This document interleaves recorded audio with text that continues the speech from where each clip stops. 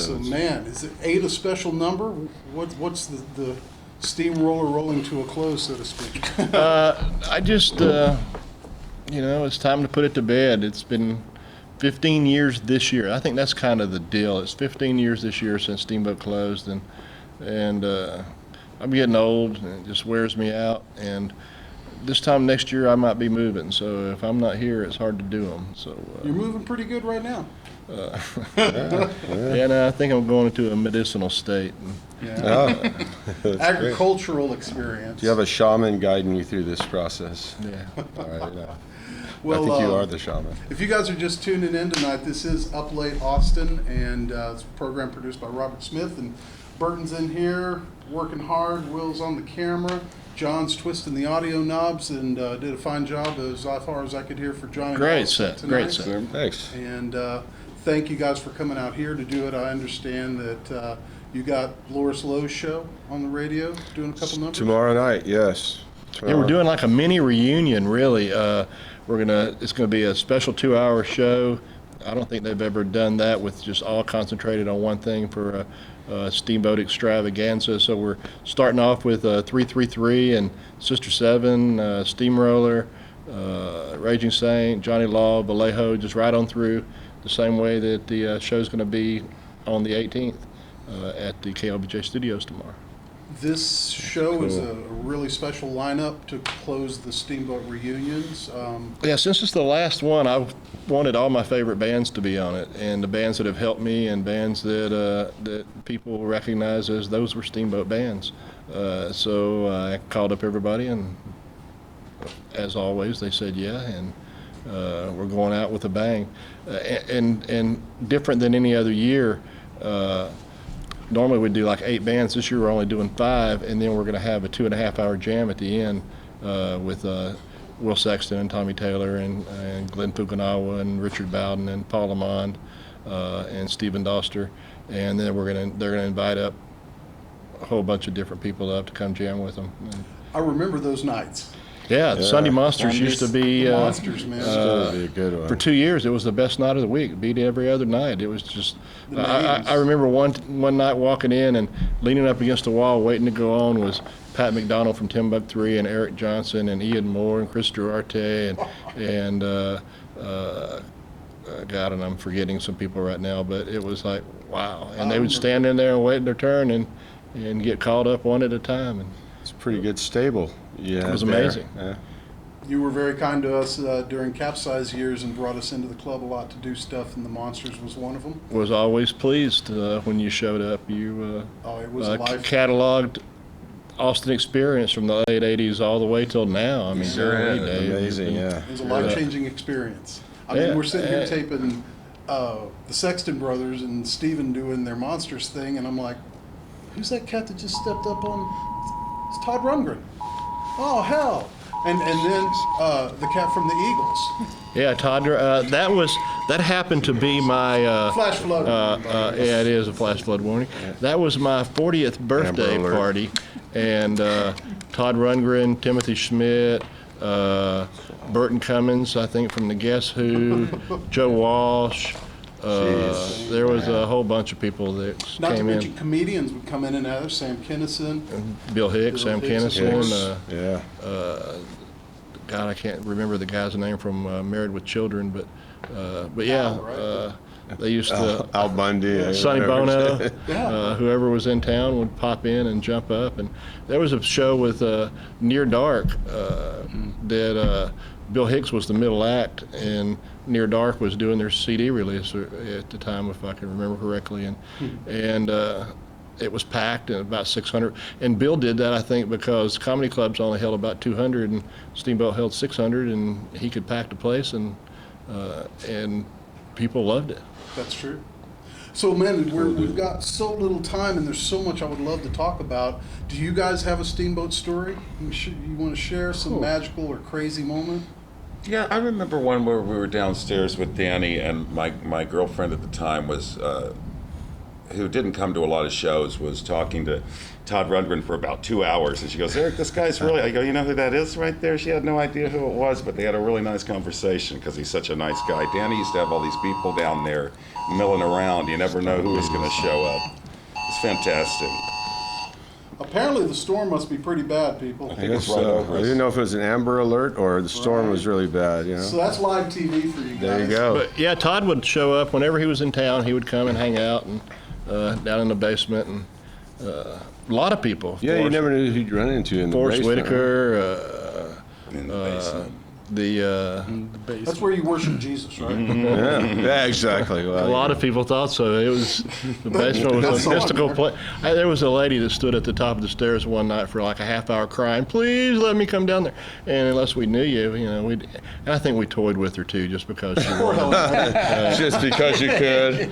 Yeah. That was a memorable experience Fun too. time. Helen Reddy, I was laying in bed, it's back when you had answer machines, and the answer machine went off, and it was, "Danny, this is Helen Reddy, would you give me a call?" And I laughed and went back to sleep, thinking somebody's playing a joke, and I got up and listened, and it was like a California number, and I called and Helen Reddy Corporation, and I thought, well, I don't know. I said, "Yeah, this is Danny Crooks, I want to talk to Helen." And, "Oh yeah, Danny, she was waiting for your call."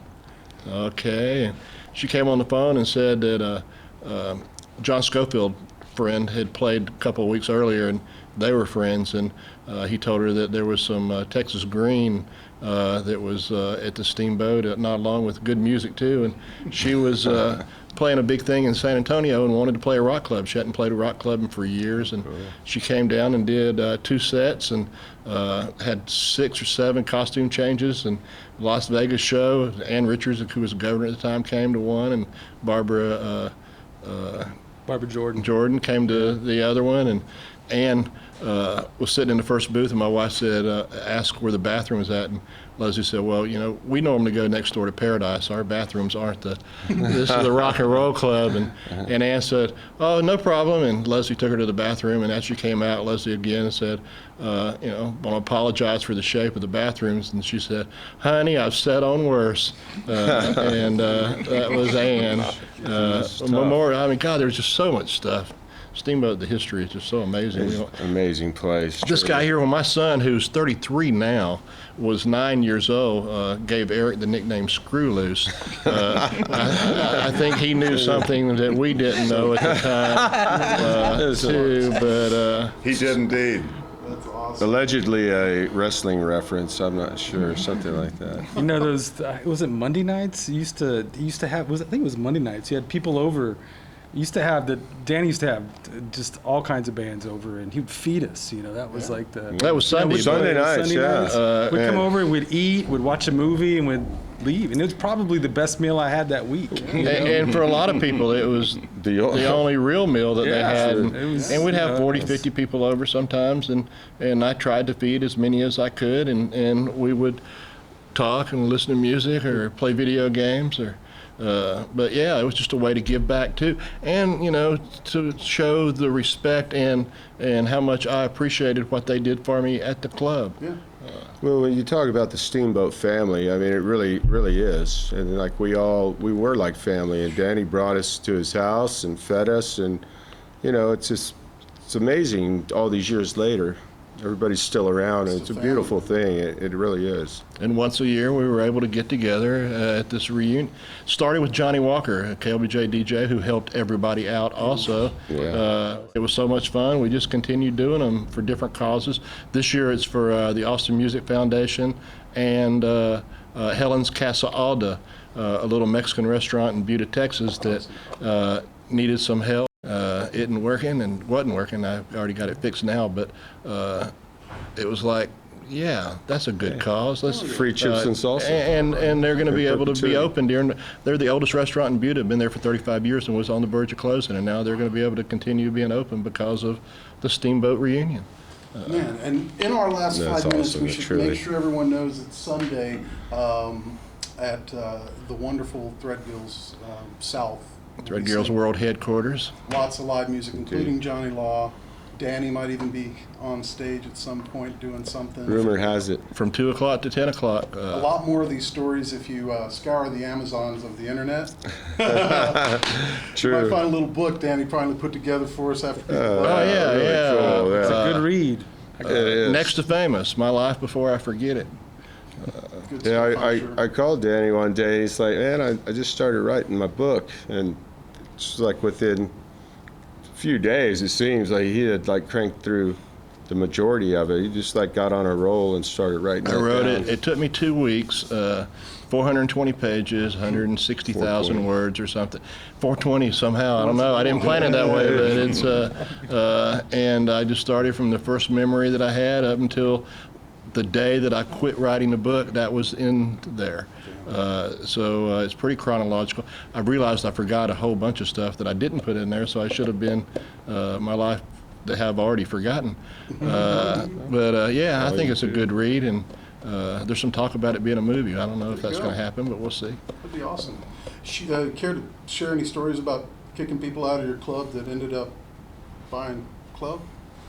Yeah, well, that's the reason we have these reunions, and that I'm not down on 6th Street anymore. Kicked out this kid, and as I've heard so many times, you'll regret this. You don't know who I am. Yeah. And about a year and a half later, when I went to get my lease renewed, well, really, I was Richard Weiss, who was in Mr. Rocket Baby. He's an architect now, and does all the Alamo draft houses, a bunch of stuff, real successful architect. He was going to buy the building and give me half, and he's going to have half, and we were going to split the steamboat and keep it going. And the day that I went with the check to tell her that I wanted to buy it, she said, "You got 45 days or whatever it is to get out of here." And it was really those guys that just all went to prison. Finally, it came to a head, but Paresh Patel was the beginning of it, and the Yazins did everything they could to get rid of me and to keep me from getting back into business. It's all in the book, but Thanks, man. it's a scary, scary thing. They threatened my life, my family's life, and some other people's lives. But Well, that's more than a reason to look at it, and I wish we didn't have to go, but we have literally about 2 minutes, so I want to say I love you guys, each Love and you every too. one of you, Thank man. you. And, Thanks. thank you for Dave. doing this show tonight. I'll reach across. What Absolutely. the hell? Yes, Gotta sir. make it. Oh, Thank not you. all the way to here. Thank you, Danny. and nobody Thank else you, really got to everybody talk here but for me. helping. Hey, I'm sorry, You know, but I Your was gonna segment. say just my quick thanks, and watch the show every Monday. But is there anything else you guys want to close with before? we love go? Dave Pruitt. He's been there Love for all these Pruitt. years. Thanks for Love the being Crooks. there to chronicle the, Man, the years. from a fan's eye view. Very cool. That'll Very be my cool. book one day. Absolutely. Sunday, a family reunion. Set the music. Come on out. Yeah, about 2 o'clock, I think. Is 2 that- o'clock to 10 o'clock. 10 o'clock. So, 2 to 10. thanks again to everybody who tuned in tonight. I hope y'all are safe in this storm. And tell Robert Smith you want to see some more of this Johnny Law, and maybe he'll crank out some of these clips as an archive from tonight's show. We'll have them up on the YouTube, and that's his email if you want to let him know. I'm at davetv.org if you want to contact me, and support Austin music in whatever way you can, man.